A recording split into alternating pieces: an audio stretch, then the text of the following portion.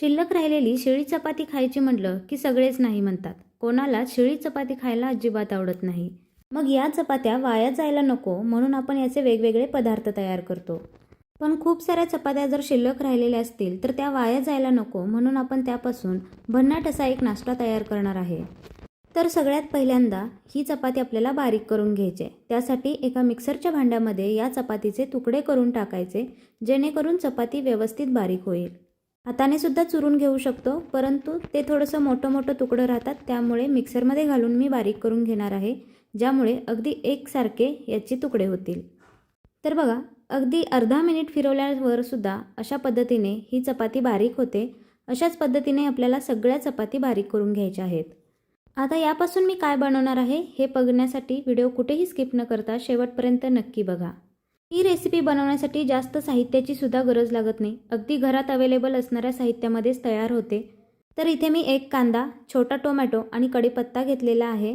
सगळ्यात पहिल्यांदा कढई गरम करून घ्यायची. त्यानंतर त्यामध्ये 2 चमचे तेल घातले. तेल छान गरम झालं की यामध्ये शेंगदाणे घालायचे आहेत. शेंगदाणे अगदी कुरकुरीत असे भाजून घ्यायचे आहेत. पोहेसाठी जसे शेंगदाणे भाजून घेतो अगदी तसेच हे शेंगदाणे भाजून घ्यायचे. शेंगदाणे खमंग आणि कुरकुरीत भाजल्यामुळे चवीला सुद्धा छान लागतात.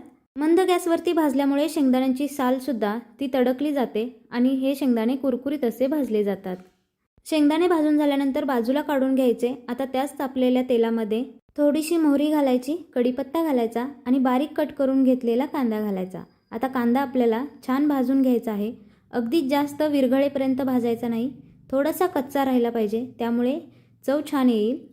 ही रेसिपी बनवण्यासाठी जास्त वेळसुद्धा लागत नाही. अगदी 5 मिनिटामध्ये ही रेसिपी तयार होते. कांदा थोडासा भाजून झाला की यामध्ये टोमॅटो घालायचा आहे आणि टोमॅटोसुद्धा एखादा मिनिट तेलामध्ये छान परतून घ्यायचा. या रेसिपीला बऱ्याच ठिकाणी वेगवेगळे नावं आहेत, जसं की गाव बदललं की नाव बदलतं असंच काहीसं आहे. टोमॅटो थोडासा भाजून झाला की त्यामध्ये जिरं घालायचं. त्यानंतर हळद, गरम मसाला आणि लाल तिखट घालायचं. आता हे मसाले छान तेलामध्ये परतून घ्यायचे. यामध्ये आपण पाणी घालणार नाही, त्यामुळे तेलामध्येच हे मसाले छान भाजून घ्यायचे. मसाले थोडेसे भाजून झाले की यामध्ये आपण बारीक करून घेतलेली जी चपाती आहे ती घालायची आणि यामध्ये व्यवस्थित अशी मिक्स करून घ्यायची. शिळी चपाती आहे तरीसुद्धा अगदी मऊ चपाती होती, त्यामुळे इथे मी अजिबात पाण्याचा वापर केलेला नाही.